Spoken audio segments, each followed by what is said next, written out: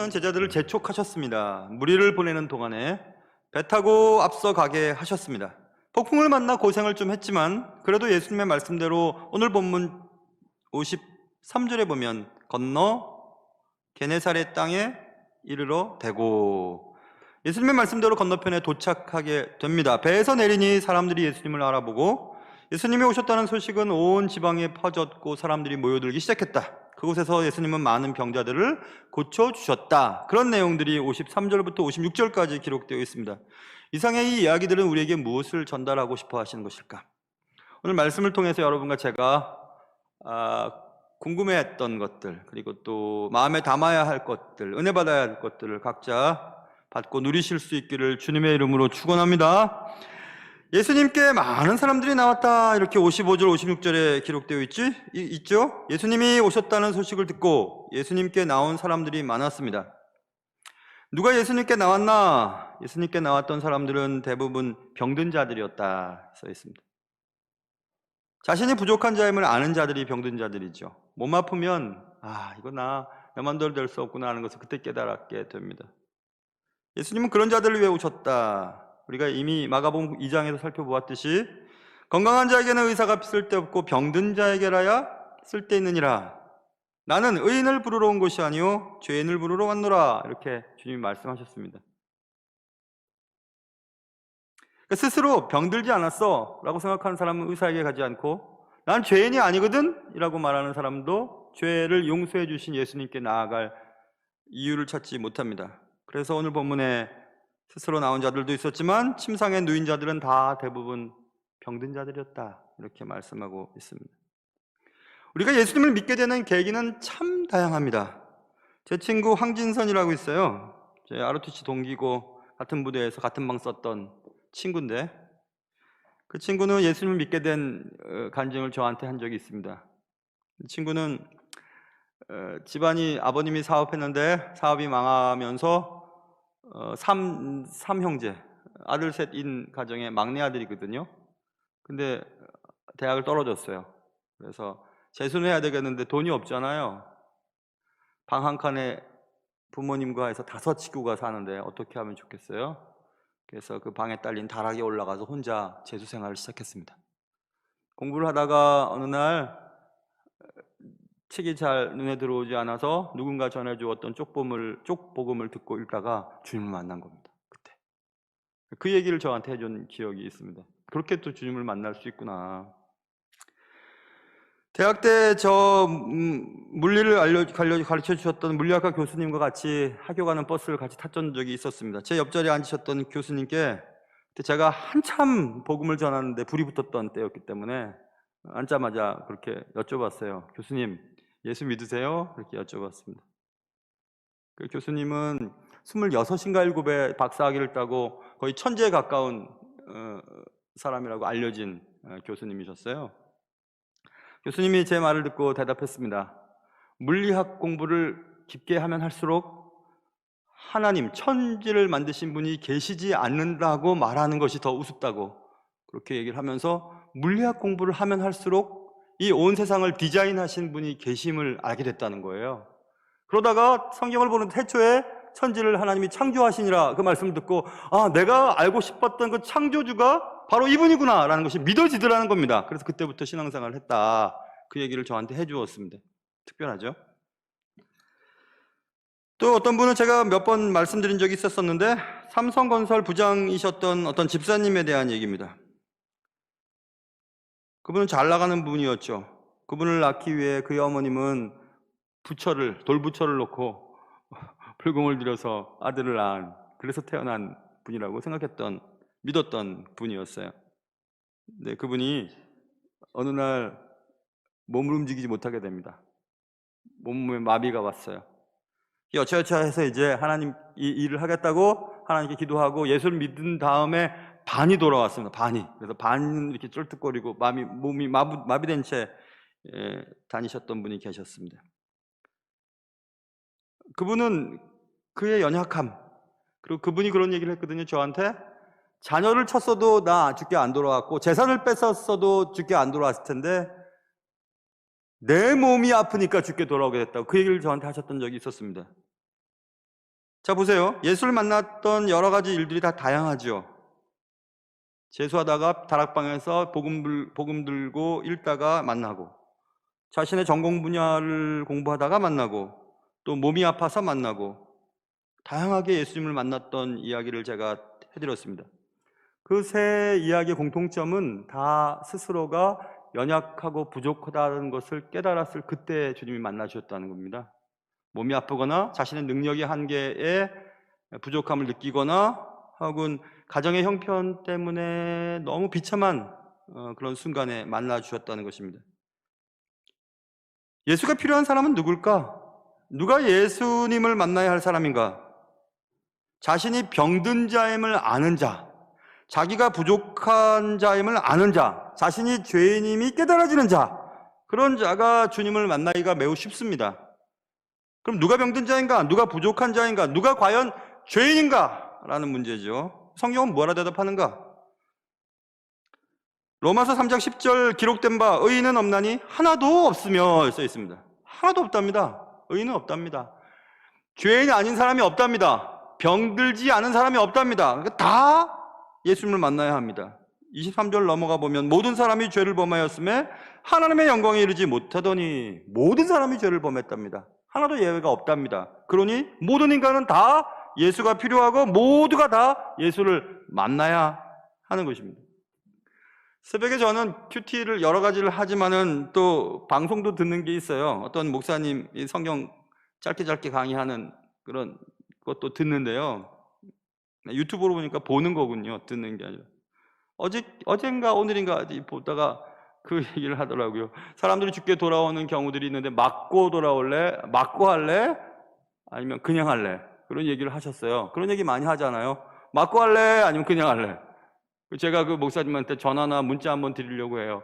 그 두 가지만 있는 게 아니고요. 하나 더 있습니다. 사실은요. 전화를 드릴까 문자를 보낼까 해요. 맞고 할래? 그냥 할래? 그 다음 뭐가 있겠어요? 좋아할래가 있어요. 좋아할래. 주님의 일을 맞고 죽게 나오는 사람이 있습니다. 그리고 그냥 나오는 사람이 있고, 그리고 주님이 너무 좋아서 나오는 사람이 있어요. 자랑 한번 할까요? 저는 주의 일을 시작하고 벌써 30년째 가까이 주의 일을 했잖아요. 전 좋아서 했어요. 어릴 때 주님 만난 다음에 주님 저를 부르시면 아유 주님이 날 쓰시기만 하면 난 너무 좋죠. 언제든지 불러주세요 라고 언제 부르실까 늘 궁금해했습니다. 신학교를 갈까? 신학대학을 편입할까? 그리고 다시 신학대학원을 갈까? 뭐 여러 가지 생각을 많이 했어요. 말 그대로 호시탐탐 주님의 일을 할 수 있었으면 좋겠다 생각했습니다. 전 좋아서 했던 일이죠. 여러분 맞고 돌아오셨어요? 그냥 돌아오셨어요? 아니면 주님이 너무 좋아서 이곳에 앉아 계십니까? 이왕이면 모든 사람이 주님이 필요하고 모든 인간들에게 예수님이 필요하다면 좋아서 하면 좋겠어요. 예배도 좋아서 하고 찬양도 좋아서 하고 봉사도 좋아서 하고 기도도 좋아서 하고 헌금도 좋아서 하고 그랬으면 참 좋겠다는 생각이 들었습니다. 어찌됐든지 모든 사람은 죄인이고 모든 사람이 죄를 범했으니까 하나님의 영광에 이르지 못하니까 예수님이 다 필요합니다. 모든 인간은 다 예수가 필요합니다. 누구나 다 예수님이 필요합니다. 그런데 오늘 본문에 예수님께 나왔던 병자들 가운데 특별한 사람들이 있죠. 그들은 병든 자를 침상째로 메고 나오니 그의 의지였을까? 혹은 누군가의 도움이었을까? 가족들의 요청이었을까? 그는 침상 위에 누워서 예수님께 나온 사람들도 있었습니다.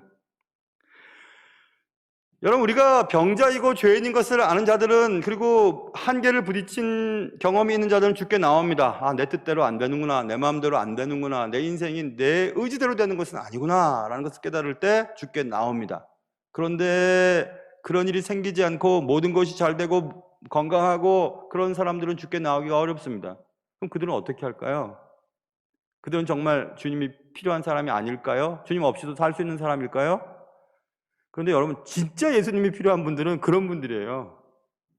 자기가 죄인인지도 모르고 예수님이 필요한지도 모르고 그냥 앉아있는 사람들, 그냥 자기 침상에서 뒹구는 사람들, 그런 사람들이 진짜 필요한 사람들입니다. 그런 사람들은 어떻게 해야 되지? 오늘 본문처럼 침상째 메고 나와야 됩니다. 누군가 그를 데리고 나와야 하는 것입니다. 그래서 여러분 우리에게 그래서 전도가 필요한 거예요.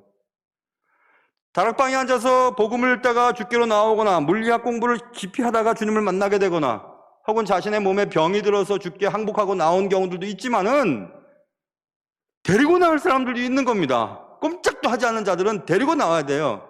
여러분 주위에 병상에 뒹굴고 있는, 침상에서 뒹굴고 있는 사람이 누구 있습니까? 데리고 나오셔야 돼요. 주님 없이 세상에 살아갈 사람은 아무도 없기 때문에 그렇습니다. 그래서 지금 누군가 둘러매고 나와야 합니다. 도와주는 사람이 꼭 필요하죠. 그래서 다 필요한 겁니다. 그래서 오늘 본문에 병자들과 침상에 누워서 끌려 나온 사람이 있었다 써 있습니다.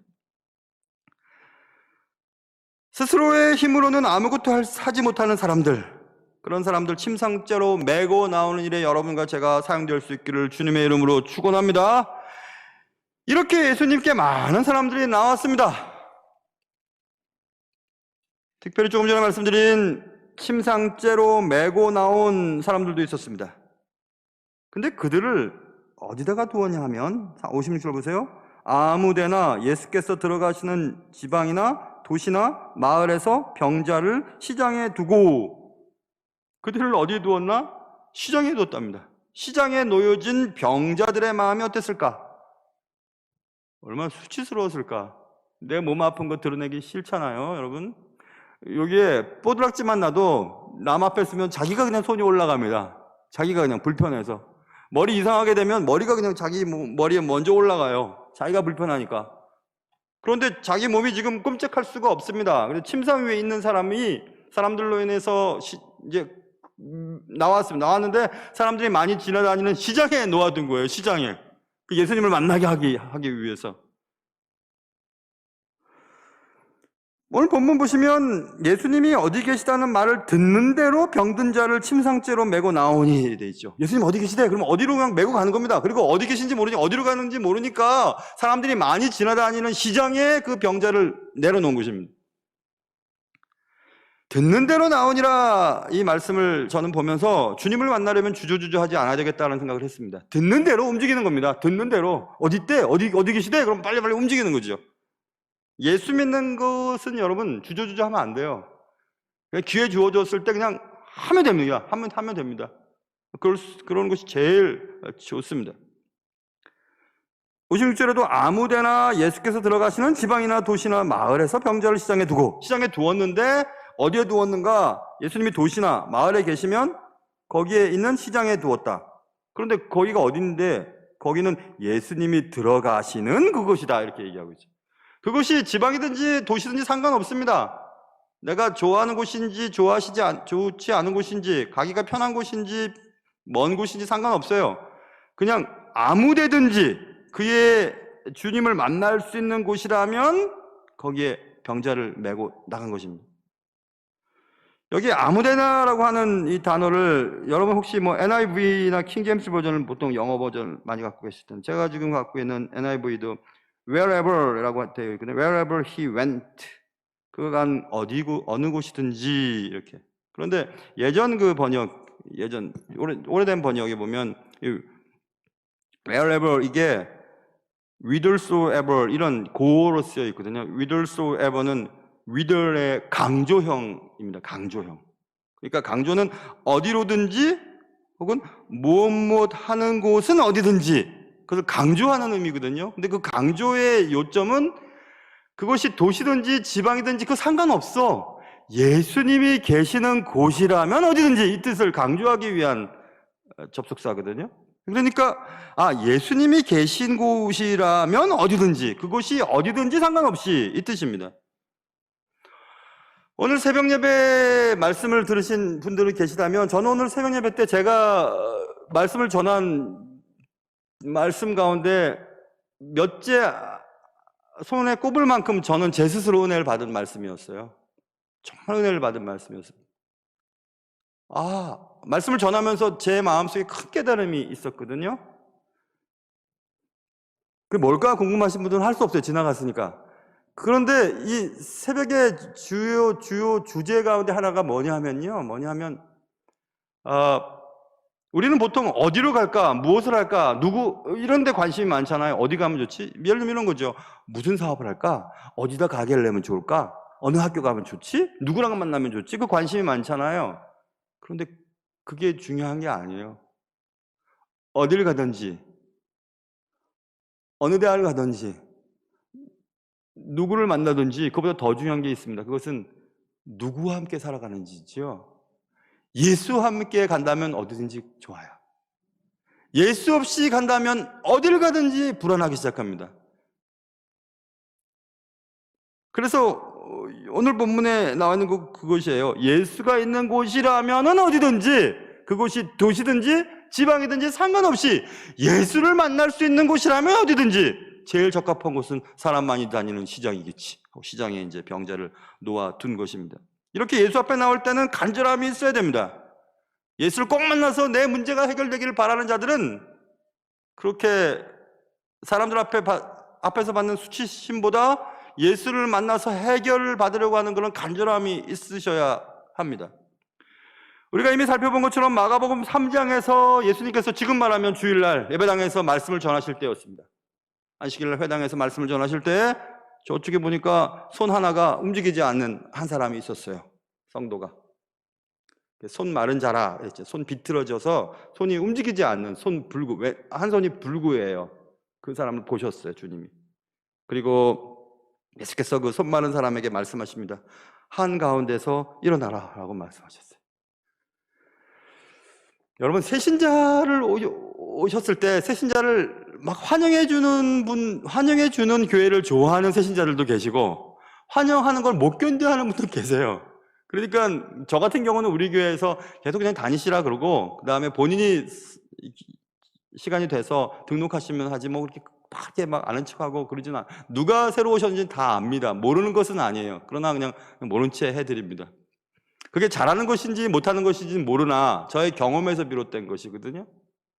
저는 신학을 하면서 교회를 부임 때문에 이렇게 옮겼지 제가 스스로 교회를 옮겨서 거기서 교회 생활을 한 적은 없었지 않습니까? 제가 자라는 교회에서 쭉 자라다가 신학을 하고 부임 때문에 교회를 옮기죠, 그렇죠? 그래서 그런 걸 잘 몰라요, 새신자들의 그 마음을. 근데 미국 살 때나 미국에서 좀 어떻게 여행 다닐 때 그럴 때 몇 번 경험을 했죠. 막내가 초등학교 2학년 때 셋이서 이렇게 캘리포니아 북쪽으로 이렇게 올라가다가 주일이 지나게 됐어요. 주일날. 그래서 가까운 백인 교회, 조그마한 교회에 들어갔죠. 들어가는데 금방 알잖아요, 여러분. 백인들이 있는 데서 새로운 노란 사람들 들어오면 금방 알잖아요. 막 아는 체하고 막 그냥 쳐다보고 그러니까 너무 불편하고 힘든 거예요. 그런데 여러분, 예배를 드리고 있는데 그리고 말씀 듣기 위해서 앉아 있는데 자기 움직이지 않는 성인을 감출 수 있잖아요, 그냥 사람들 속에서. 근데 일어나라는 겁니다. 얼마나 당황스러웠을까? 얼마나 수치스러웠을까? 그래도 괜찮습니다. 일어날 수 있죠, 뭐 이렇게 일어나면. 그런데 주님이 뭐라 하시는지 아세요? 그 사람에게 이르되, 그 사람은 손 마른 사람이에요. 손 비틀어진 사람이에요. 손이 움직이지 않는 사람, 손 불구예요. 그 사람에게 이르시되 네 손을 내밀라. 네 손은 그 손이에요. 네 아픈 손, 네 망가진 손을 내밀라 하시니 내밀매 그 손이 회복되었더라, 이렇게 써 있습니다. 왜 그러실까, 주님이? 왜 부끄럽고 수치스러운 그 장면을 사람들에게 내보이라 그러실까? 왜 그러셨을까요, 여러분? 그냥 예배 마치고 저 뒤에 가서 너 아프지, 힘들지, 괴롭지, 불편하지, 내가 고쳐줄게. 고쳐주시면 되잖아요. 아니면 말씀 듣는 가운데 그냥 고쳐짐을 받으면 되는 거지 않습니까? 근데 굳이 일어서라 하시고 손 내밀라 하시고 그렇게 왜 고쳐주셨을까? 다른 이해할 수 없지만 사랑하는 성도 여러분, 예수 앞에 나올 때는요, 있는 그대로 나가셔야 돼요. 부끄럽고 수치스럽고 남들 생각하실 필요 없습니다. 그냥 주님이 부르실 때 주님 앞에 그냥 있는 모습 그대로 나가셔야 돼요. 그대로. 그래야 주님이 만져주시고 해결해 주시기 때문에 그렇습니다. 근데 우리는 그런 하나님을 내게 맞는 하나님으로 만들어가는 경우들이 굉장히 많습니다. 얼마 전에 읽은 어떤 책 중에 그 책의 주제 가운데 하나가 Domesticating God이라고 하는 주제에 대한 책을 읽었어요. Domesticating은 좀 어려운 단어, 저도 잘 모르는 단어예요. 근데 그거와 가까운 말은 Taming이라고 하는 Taming God. Taming은 하나님 길들이기라는 뜻이에요. 하나님을 길들이는 거죠. 여러분과 제가 신앙생활하면서 하나님을 얼마나 길들이는지 몰라요. 내 입맛에 맞는 하나님으로 만들어버립니다. 내가 계획을 세워두고 내가 하고 싶은 일을 정해놓고 주님이 그 일을 책임져 주시도록, 내가 하는 일을 잘 되도록 도와주시도록, 내가 벌인 이 사업의 공급원이 되어주시도록 주님을 만들어버릴 때가 너무 많습니다. 아이들 키울 땐 잘 몰랐는데 요즘에 손녀 이렇게 보면서 제가 깨달은 것들이 많이 있습니다. 이제 말을 좀 하고 나서 이제 말을 좀 하니까 요 녀석이 있잖아요. 절 길들이기 시작해요. 뽀로로 보여달라고 막 뽀로로 보여달라, 뽀로로 보여달라 그래요. 뽀로로가 뭔가 하는 분들은 애들 보는 거 있어요. 많아요. 뽀로로 보여달라 그래요. 그러면 이제 저희 아내와 제가 얘기하죠. 밥 먹고 보여줄게, 그렇게 얘기해요. 밥 먹은 다음에 보여줄게. 그런데 뭐라는지 아세요? 지금 보여줘. 지금 보여달라는 거예요. 그러면 이제 마음 약한 저는 제 아내 없을 때는 보여주죠. 제 아내는 정확하게 아이를 더 사랑하는 거죠. 제 아내가 저기 불꽃 같은 눈을 쳐다보고 있기 때문에 좋게 얘기한 겁니다. 어쨌든 그래서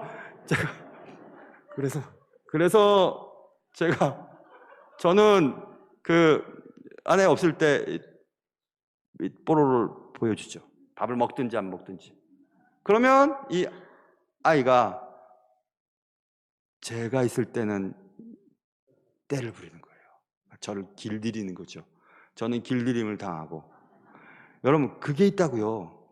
하나님께 막 뗐으면 하나님이 들어주시면요, 여러분은 그런 하나님으로 생각해요. 그래서 여러분 잘못 설교하고 잘못 신앙생활하면 두드려라, 열릴 때까지. 문을 두드려라, 구하라, 찾으라. 그걸 강조하면 그런 하나님 만들어버리는 거예요. 여러분, 하나님이 원하시지 않고 아버지가 자녀들한테 줄 수 없는 것들을 쟁취해내는 것이 그 믿음이에요? 그게 하나님이 여러분 사랑하시는 겁니까? 아닙니다. 안 주는 분이 사랑하는 분이에요.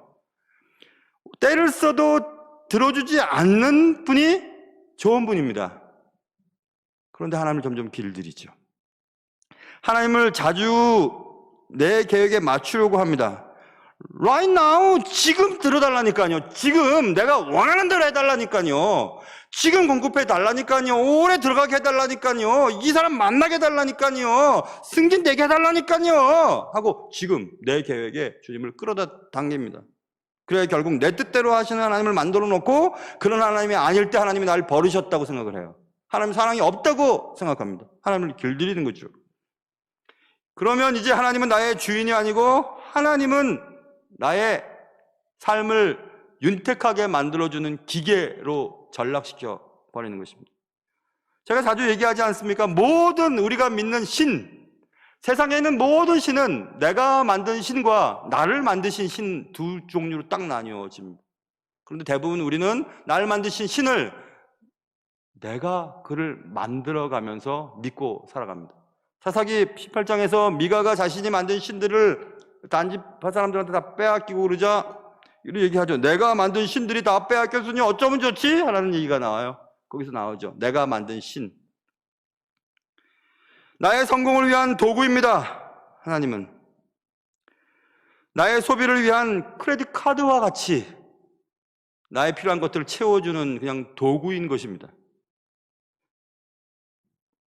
금요 기도회 때 전 참 많이 은혜를 받아요. 금요 기도회 때 찬양단들이 이렇게 찬양을 부를 때 너무너무 은혜를 받아요. 지난주 금요일 날에도 찬양단에서 찬양을 부르는데 뭐 여러 번 들었던 찬양이지만 그날따라 내 마음속에 너무 많이 마음에 와닿았어요. 가사는 이런 겁니다. 주님보다 앞서지 않고 겸손하게 주님의 말씀 기다리니 주님 손에 우리를 드립니다. 사랑으로 인도하소서. 뭐 이런 내용이거든요. 주님보다 앞서지 않고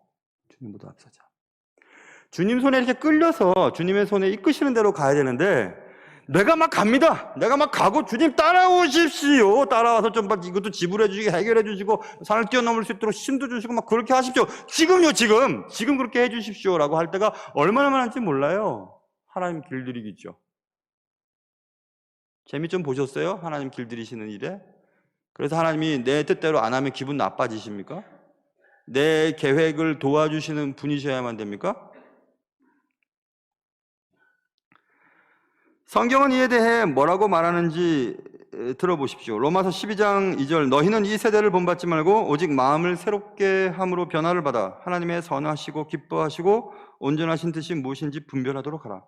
중요한 것은 뭡니까? 이것은 하나님의 뜻을 아는 거예요. 하나님의 뜻을 알고 변화를 받고 하나님이 기뻐하시고 온전하신 그 일을 하는 것, 그것이 우리에게 요구되는 삶의 방식이거든요. 야고보서 4장에도 너희가 도리어 말하기를 주의 뜻이면 우리가 살기도 하고 이것이나 저것을 하리라 할 것이거늘. 로마서의 어떤 신학 주제와 야고보서의 신학 주제는 표면적으로 보면 굉장히 상충적이에요. 믿음, 행위. 그러나 두 개를 관통하는 것은 하나님의 뜻대로 살아가는 거잖아요. 그래서 하나님의 뜻이라면 살기도 하고 그 다음 없지만 가로 안에 죽기도 하고가 들어가겠죠. 살기도 하고 죽기도 하고 이것도 하고 저것도 하리라. 주의 뜻이라면. 그러니까 우리의 관심은 주의 뜻이 관심이 되어야 되는데 이게 죽느냐 사느냐 그것 때문에 싸우고 힘들어합니다. 그리고 이것을 선택하는 것이 옳은 것인가 저것을 선택하는 것이 옳은 것인가 거기에 관심이 많아요. 죽으라고 거기에 대해서 관심을 기울이고 거기에 기도를 하지만 그게 먼저 주의 뜻인지 안 뜻인지는 물어보지도 않습니다. 그 하나님을 길들이는 거죠. 주일은 저는 모든 걸 다 쏟아부어요. 에너지나 뭐 영적인 것, 에너지 모든 걸 다 쏟아붓죠. 오늘처럼 당회가 있는 날이라면 완전히 막 기진맥진이 되죠. 그래서 당회가 있는 주일 저녁은 부목사님들한테 부탁을 해서 오늘 기가 막힌 설교가 아마 주일 저녁 예배 때 준비가 될 겁니다. 오늘도 역시 한 3시 좀 넘어서 일어나서 새벽부터 일어나서 교회 와서 또 준비하고 말씀도 보고 기도하고 새벽 예배 이제 마치면 어제 저녁 보통 토요일 저녁이나 보통 저녁 잘 안 먹거든요. 제가 토요일 저녁은 거의 또 안 먹습니다. 거의 안 먹습니다. 그러니 이 공복으로 있는 시간이 길잖아요. 꽤나 길잖아요. 그래서 새벽 예배 마치면 굉장히 허기져요. 뭐가 좀 먹어야 일부 예배를 마치고 그러는데 지난주에는 그걸 제대로 먹질 않아서 일부 예배 때 좀 힘이 빠졌었거든요. 그래서 지난 시간에 설교했던 것처럼 막 일부 예배 끝나고 잘 먹었다 그러지 않았습니까? 그런데 우리 교회 새벽에 나오시는 성도들 가운데 가끔씩, 아니 자주 우리 교육자들 아침 못 먹고 온 것 알아서 빵을 이렇게 사주시는 분이 계세요. 제가 우리 부교육자님들 마음껏 사역하라고, 그 사역하는 거 제가 이렇게 뭐라고 잘 안 합니다. 그냥 본인들이 그 부서의 담임 목사인 것처럼 그런 마음으로 좀 사역했으면 좋겠다. 이 정도만 얘기하고, 특별히 그러나 제가 강조하는 거 있어요. 그것은 전임 사역자들은 새벽 기도 해야 된다. 평일날. 그리고 파트 사역자들은 주일 새벽은 나와야 되지 않겠냐? 주일 새벽은. 아니 주일날 마찬가지입니다. 기도 담당하는 분, 찬양을 하는 분들, 뭐 주일학교 선생님들 주일날 그 거룩하고 영적인 일을 하는데 주일 새벽에 깨어서 기도하지 않고도 어떻게 그걸 할 수 있어요? 그 제가 우리 교회 와서 새벽, 특별히 집이 먼 분들도 주일 새벽에 못 나올 게 어디 있어? 이렇게 제가 말씀을 드렸잖아요. 아무튼 그건 그렇고, 그래서 이제 빵을 이렇게 준비해 주세요. 오늘도 이렇게 새벽에 마치고 딱 가보니까 빵이 놓여져 있었습니다. 거기에 제가 좋아하는 팥빵과 곰보빵, 소보로빵이 있었어요. 어떤 걸 먹을까 생각했습니다. 여러분 제가 뭘 먹었을 것 같아요? 곰보빵과 팥빵, 팥빵과 곰보빵. 팥빵을 먼저 얘기를 아까 했잖아요. 그러니까 여러분은 마음속에 목사님 팥빵을 더 좋아하나 보다. 그랬을까 봐 제가 오늘 곰보빵을 먼저 먹었습니다. 곰보빵을 먹고 나서 좀 더 먹고 싶어요. 그래서 이렇게 이제 팥빵 먹을 차례지 하고 딱 봉투 안을 봤더니 팥빵 옆에 땅콩 버터빵이 이렇게 하고 있는 거예요. 이렇게 생긴 게. 그래가지고 땅콩 버터빵을 또, 되게 웃긴가요? 지금 내가 얘기하는 게? 그래서 땅콩 버터빵을 꺼내다가 또 먹었어요. 자, 여러분 잘 보세요. 팥빵을 먹든지 곰보빵을 먹든지 땅콩 버터빵을 먹든지 그것은 나의 자유예요. 그런데 여러분 그걸 놓고 기도한다니까요. 여러분과 제가. 그건 상관없어요. 빵을 먹는 것이 하나님의 뜻인지 곰보빵을 먹는 것이 하나님의 뜻인지 땅콩 버터빵을 먹는 것이 하나님의 뜻인지 그거는 중요하지 않아요. 그건 다 괜찮아요. 진짜 중요한 것은 주님의 뜻인데 그 일을 하느냐, 이게 중요하지.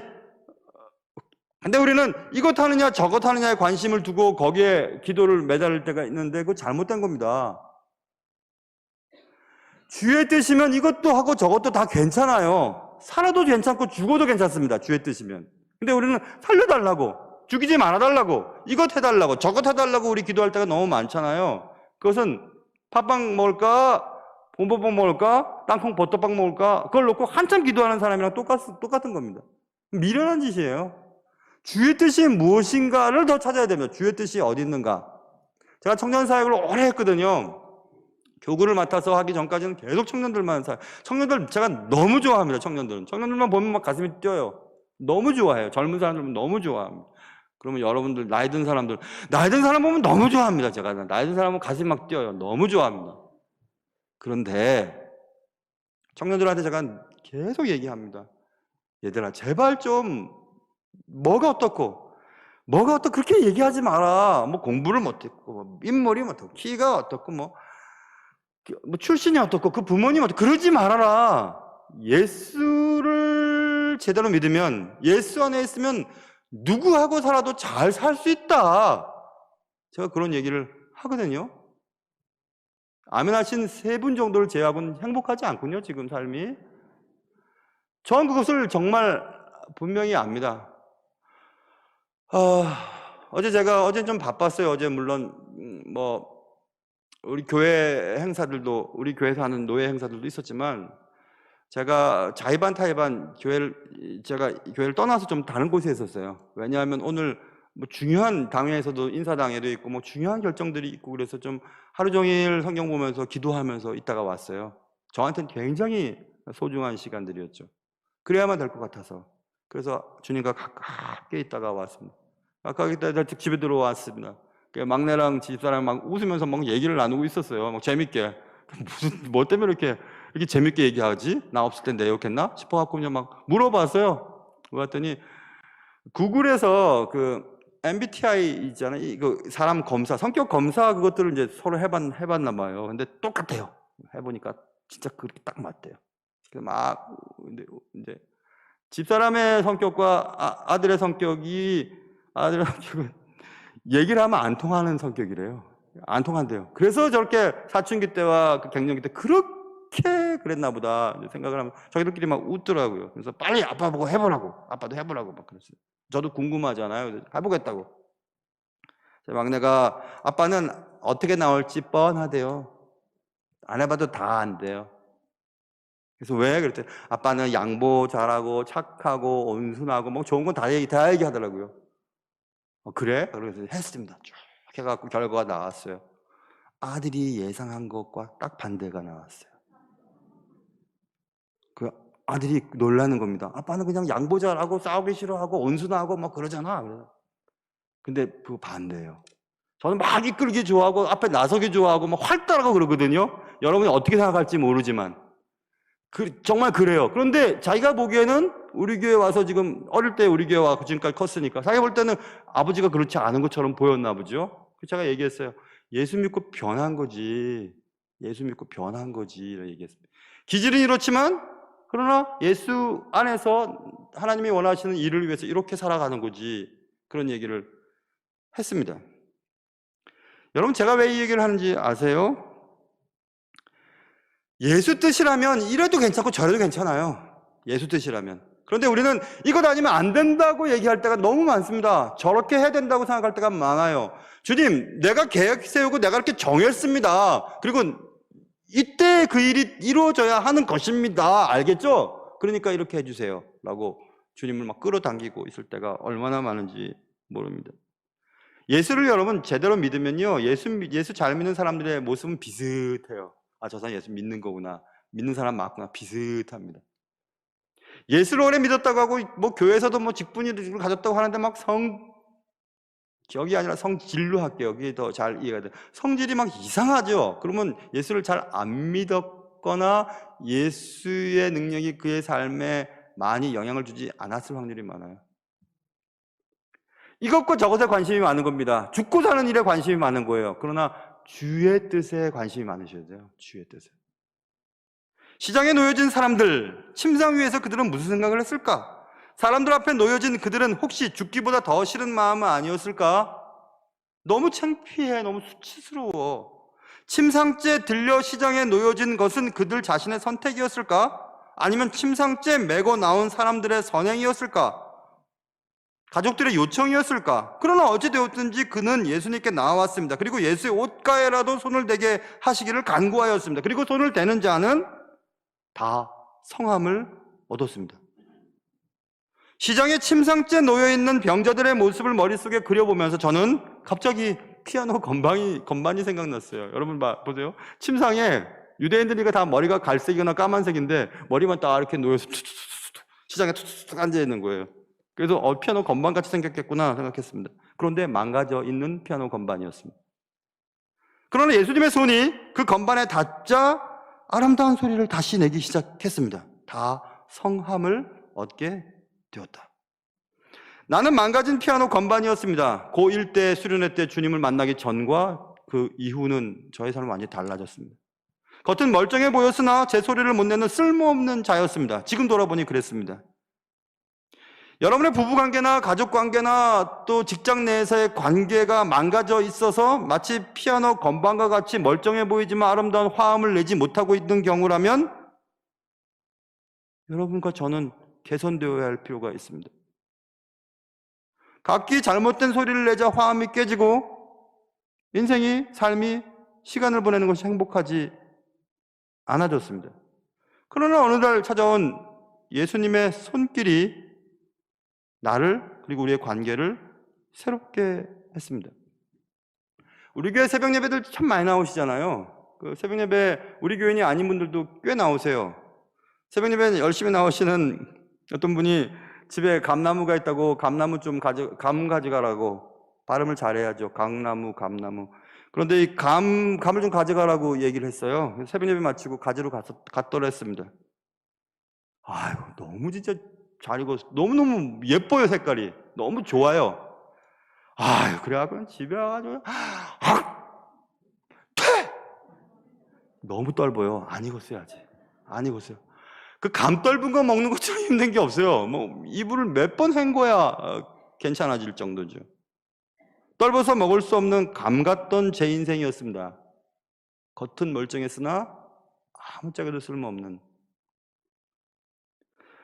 그러나 시간을 두고 숙성시키신 주님의 손길 때문에 이 정도가 됐습니다. 주님의 손길이었죠.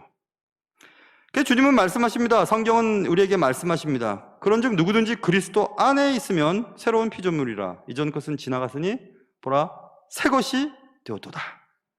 우리는 본래 소리가 회복되어야 합니다. 그리고 아름다운 하모니를 이루는 화평의 아이들로 삶의 현장에서 살아야 합니다. 어떻게 해야 될까? 예수님께 나와야 돼요. 자신의 수치심, 자신 속에 보여주고 싶지 않은 것들도 다 드러내십시오. 주님의 옷자락에 손만 댈 수만 있다면, 그래서 내 삶이 달라질 수만 있다면 괜찮습니다. 그런 거. 나올 수 없는 사람들은 침상째 메고 나올 수 있는 용기도 우리에게 필요합니다. 망가진 피아노가 다시 아름다운 소리를 낼 수 있도록, 쓸모없었던 내가 다시 쓸모있는 인생을 살아갈 수 있도록, 망가진 피아노 건반에 아름다운 선율이 다시 돌아올 수 있도록 주님의 은혜의 손길, 주의 터치가 여러분의 삶과 저의 삶에 계속될 수 있기를 주님의 이름으로 축원합니다. 하나님 아버지, 내 인생은 망가진 피아노 건반과 같이 겉에는 멀쩡했지만 소리를 낼 수 없고 소리를 내더라도 전혀 화음을 낼 수 없는 그런 인생이었습니다. 주여, 내게 찾아와 주시고 나를 만나 주시고 내가 쓸모없이 느껴질 때 다시 나를 만나 주시고 나를 새롭게 하셔서 세상 속에서 또 내 인생 가운데 쓸모있는 아름다운 선율을 다시 낼 수 있도록, 내게 해줄 수 있도록 도와주시옵소서. 귀하신 예수님의 이름으로 기도합니다.